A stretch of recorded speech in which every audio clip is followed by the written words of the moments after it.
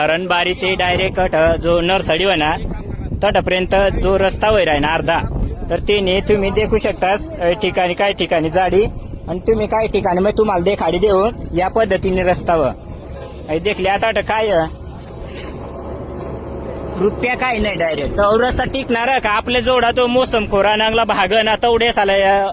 जवळपास जैतापूर सांग, बोराटा सांग, त्यानंतर आतनूर, मोळंगी, धनाळा, गावंदर वगैरे पूर्ण हवज रस्ताना वापर करता. आणि हव रस्त्याला वापर करत असताना फक्त 2-3 लोक जिवंत होत, कारण केसालाच गरज आहे ना आम्हालाच गरज आहे की रस्ता आपण अठना देखाला उन्हाव करी राहणार ते आपल्याला वापराना या काय नाही फक्त करीच नाही निघी जाणार या रस्त्यावर आपल्यालाच प्रवास कराना.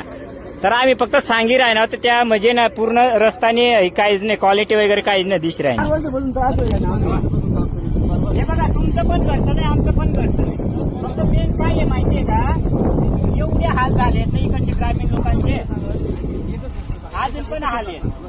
हे हा रस्ता झाला ना परत कोणीच फिरून पाहणार नाही मी गॅरंटी देतो. माल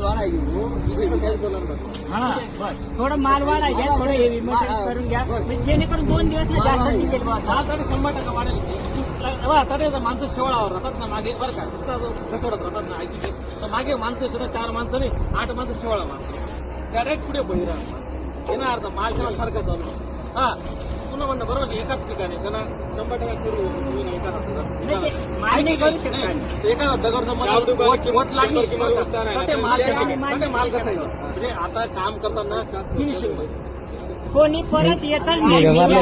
नवीन रस्ता करानी सांगरे अंतापूर्ण रस्ता किती दाखल द्या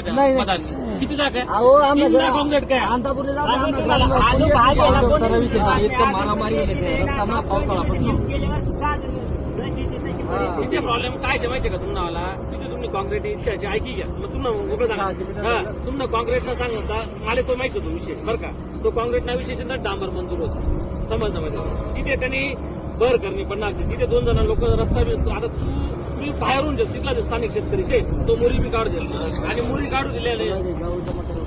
थोडा कमी जास्त माणसं तुमच्या मागे पण कांदा पण माणसं कांदा खडी लेबर होतं ना होळी नंतर काही होळी नंतर बरोबर आणि पुढची परत खडी पत्रावली आता रवी काय होणार आहे आता रस्त्यावर पाणी साचेल ना हे बघा आता तुम्हाला पडतंय काय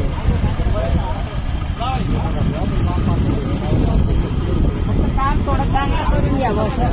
आमचं एकच म्हणणं आहे.